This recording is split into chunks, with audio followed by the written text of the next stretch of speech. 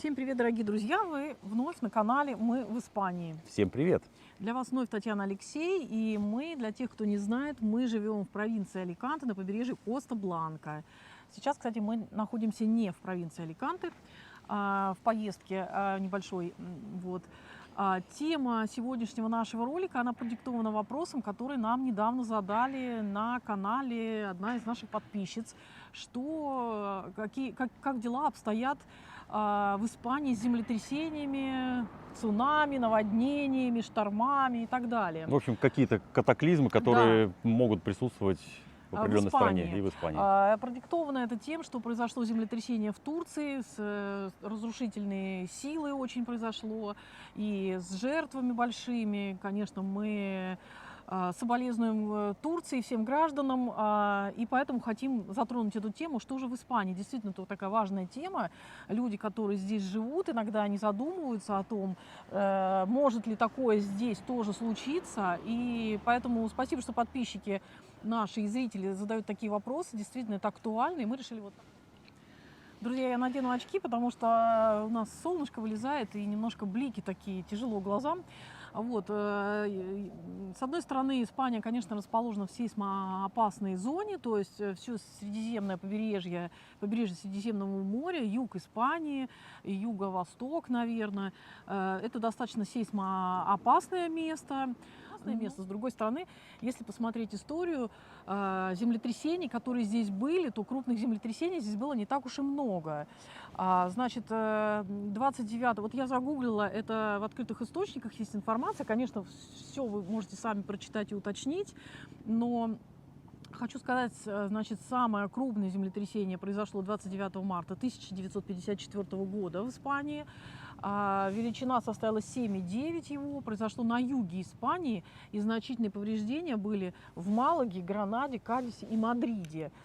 Честно говоря, когда я вот это читала, я первый раз услышала, что здесь было такое землетрясение. Я знала о землетрясении 1829 года, там пострадала Торревьеха, Альмаради, Гвардамар. Торревьеха была полностью снесена и все застроено заново. Альмаради пострадал больше всех, там были жертвы. Гранада, там тоже было что-то перестроено все. Вот это землетрясение 1829 года. О нем мы, конечно же, знали. Вот. Но и одно из недавних было в 2011 году в городе Лорка. Ну вот действительно, тот, кто здесь давно живет, вы, наверное, напишите, что в связи с этим вы слышали, видели, чувствовали. В городе Лорка, это тоже наш практически рядом. Вот мы сейчас находимся в регионе Мурсия, то есть это регион Мурсия, город Лорка. И здесь 90-100 было землетрясение 5,3 балла по шкале Рихтера. Еще можно сказать, что обычно с землетрясениями связаны цунами, но цунами вот здесь они никогда как бы и не были зафиксированы в Средиземном море. Оно недостаточно глубокое, не такое, как океан Атлантический, например. Поэтому здесь никаких цунами не происходило в связи с этим. Хотя бы с одной стороны какое-то успокоение, да?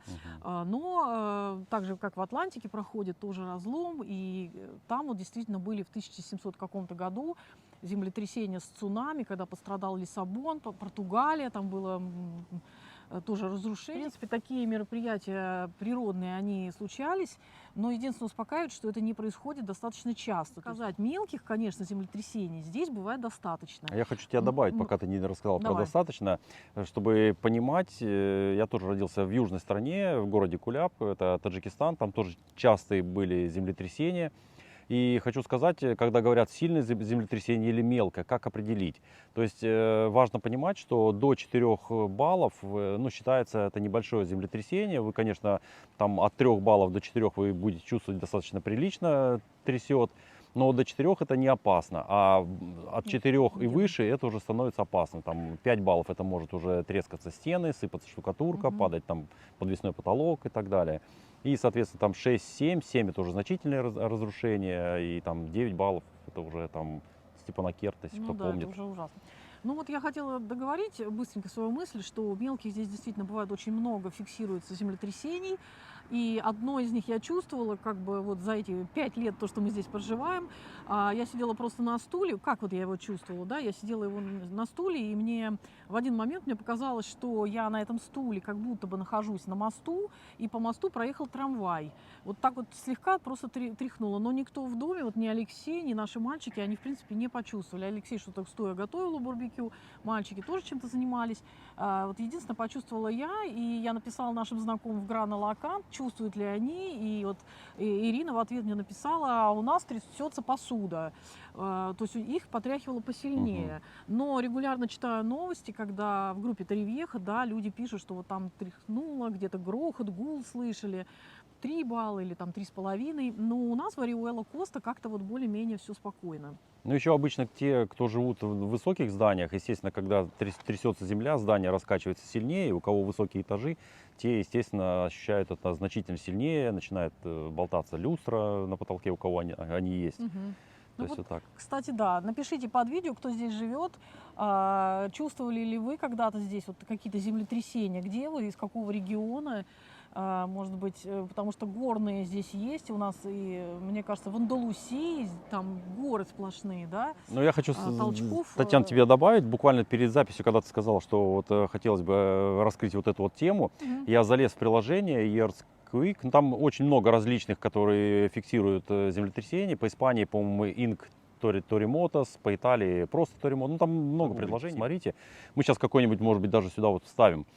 И я вот залез, посмотрел, думаю, а вот в Испании сегодня вот было какое-нибудь землетрясение или нет? И вот буквально там 2 часа назад было в регионе, в районе города Татана 1,8 баллов. То есть вот, Ну вот пожалуйста. я и хотела плавно перейти к тому, что, чтобы немножко вас как-то успокоить, и чтобы люди представляли, вы, дорогие наши зрители, подписчики, во-первых, тот, кто сталкивался здесь и в каком регионе, пишите под видео, чтобы другие наши зрители, которые планируют переезд, отдых или здесь живут, успокоились, не волновались очень сильно и понимали, какой может быть регион им выбрать. Напишите ваш опыт.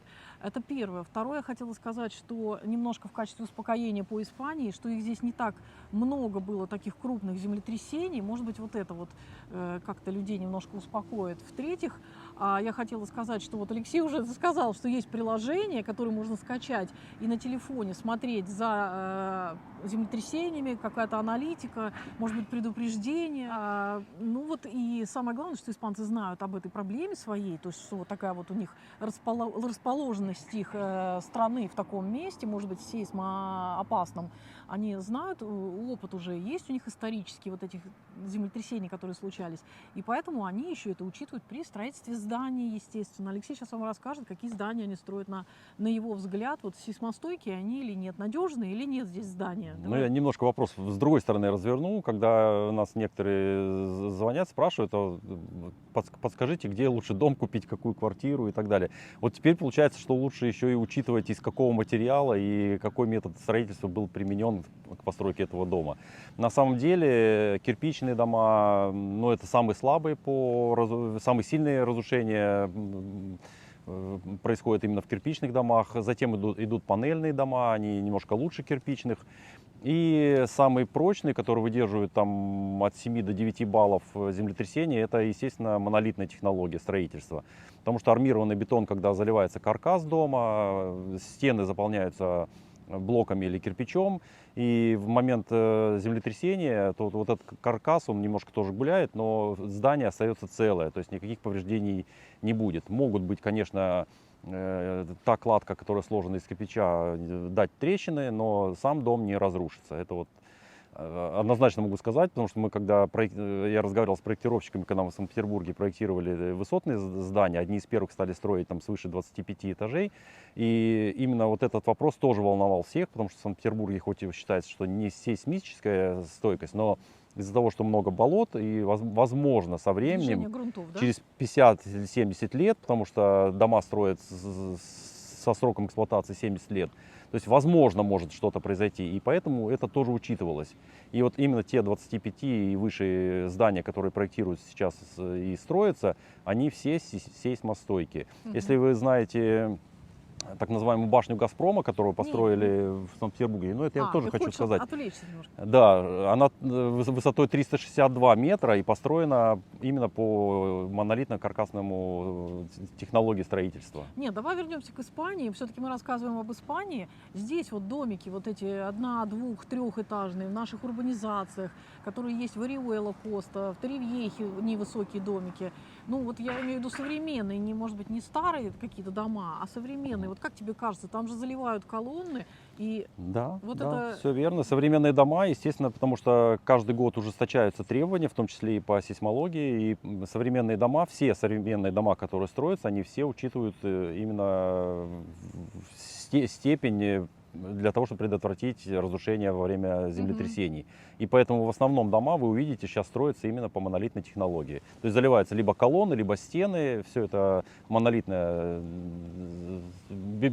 бетон армированный, и, соответственно, они все защищены от повреждений во время Ну, то землетрясения. есть все-таки учитывают вот этот Конечно, фактор, да, наверное, да, да, что это очень были важно, да. такие серьезные разрушения с какими-то жертвами все-таки, да, и, в общем, да, ну так, друзья, так что вот по тому, как обстоит дело, и, конечно, мы понимаем, что люди сейчас волнуются, что вы волнуетесь, если вы планировали переезжать в Испанию или жить в Испании, или вы только приехали, конечно, вы волнуетесь, вы набираете опыт тех людей, которые уже здесь прожили. Вот мы за 5 лет, можем сказать, я говорю, я один раз только чувствовала чуть-чуть такое вот движение на стуле, очень слабое.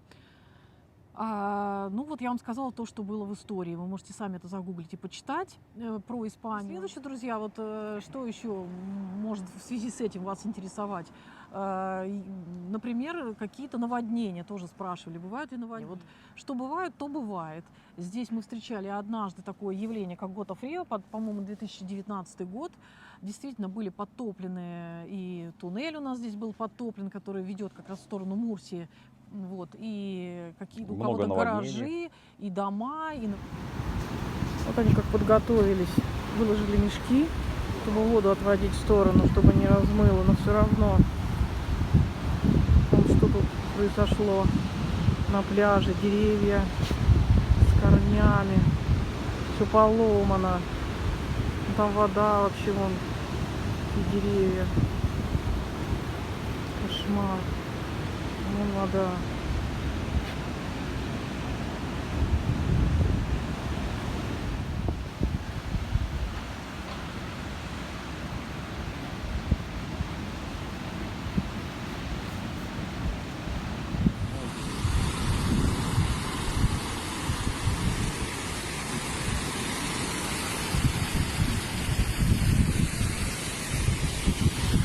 То есть оно бывает как наводнение. Это все от дождей сильных.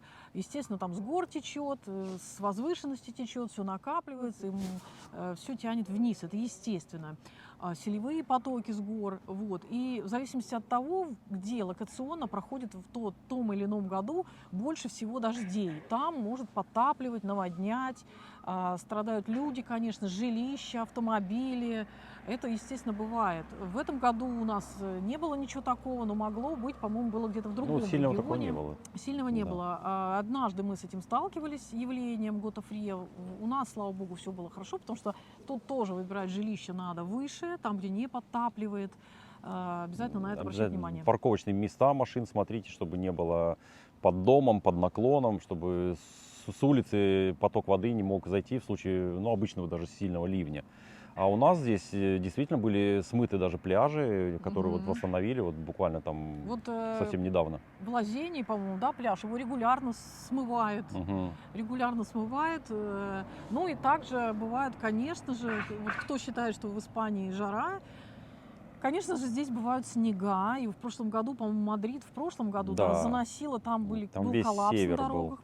в снегу. Там был коллапс на дорогах, то есть люди вставали, машины не могли проехать. Здесь даже в правилах дорожного движения записано, что нужно иметь цепи с собой, каденесы, для того, чтобы, если вы едете в горный район, снег и так далее. Даже есть знаки такие, что надо цепи надевать. Вот, поэтому, бывает, да. Вот когда... Горная страна, горная. Когда было вот это вот Гота Фрио, мы как раз ехали сюда, в Испанию, в сентябре месяце, и по дороге мы прямо видели вот эти селевые потоки с гор, перед нами машину одну развернуло, И мы уже тогда узнали, что это такое. Было предупреждение, что не водите детей в школу. Администрация сразу же предупреждение разослали всем, школы разослали всем предупреждения. И дети действительно не ходили в школу несколько дней. Был затоплен туннель, кого-то подтопило, кто-то даже не мог выехать из своих локаций места жительства. Да, у нас есть знакомые, которые даже пострадали автомобили и действительно были, можно сказать, утопленные. Ну, что есть, что есть. Регион такой, все-таки это южная страна, горная. И, конечно, там, где горы, там могут быть вот такие вот моменты. Я не скажу, что это прямо регулярно, часто и много, вот, но, тем не менее, да, вот с одним явлением, как Gotha Fria, мы столкнулись. Больше ничего такого пока ужасного не видели. Ну и слава богу. Вот, поэтому, друзья, не волнуйтесь. Ну, Кто предупрежден, тот вооружен знаниями. Ну, хочу сказать, что если, допустим, в Питере сильный ливень и по колено воды, все как бы нормально, дети идут в школу, никто даже на это не обращает внимания. Здесь же сразу школа объявляет, что сегодня мы не учимся, потому что сильный ливень. МЧС говорит, что туда не стоит ходить, куда-то не стоит ездить. Да. То есть, действительно, власти все время предупреждают. Ну, бывают времена, когда сильные ветра. Вот сейчас у нас ветреные погоды уже не первую неделю, наверное. И, кстати, в местах разных выпал снег.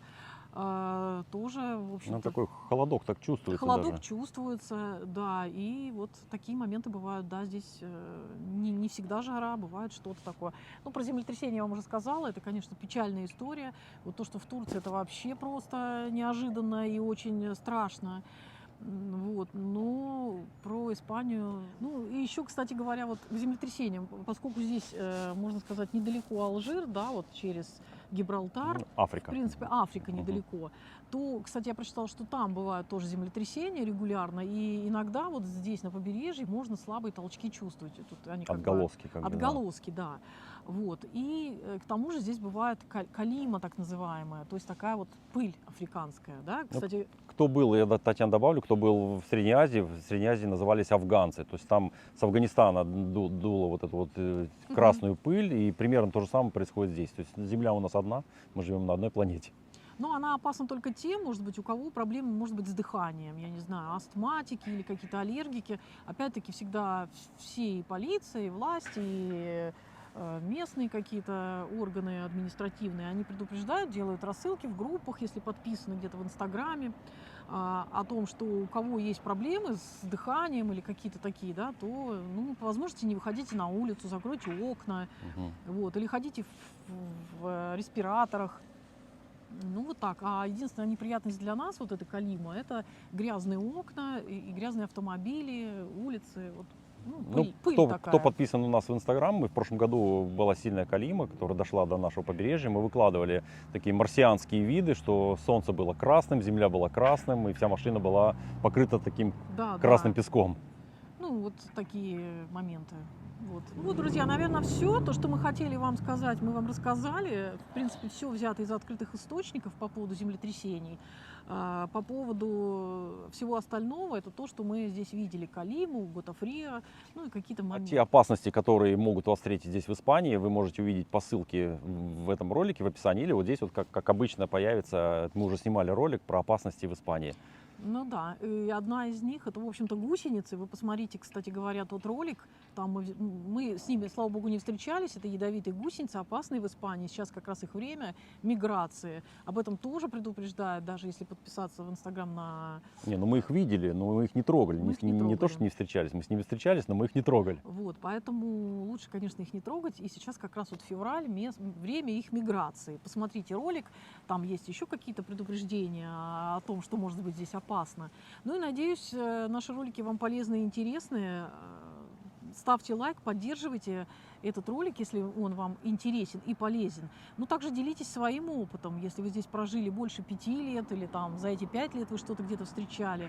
Надеюсь, что это будет полезно другим людям просто при оценке, при выборе места жительства, что выбрать, какой регион, потому что действительно некоторые люди опасаются и боятся. Чужой опыт может быть кому-то очень полезен. Так что ждем ваши комментарии с вашим опытом под этим видео. Да, все, друзья, всем пока. Сейчас я сниму очки. Всем пока, удачи. Ну, очень солнышко такое. Мгм. Всем пока, удачи, добра и всего самого хорошего. Всего хорошего. Добра. Адьос, амигос. Чао.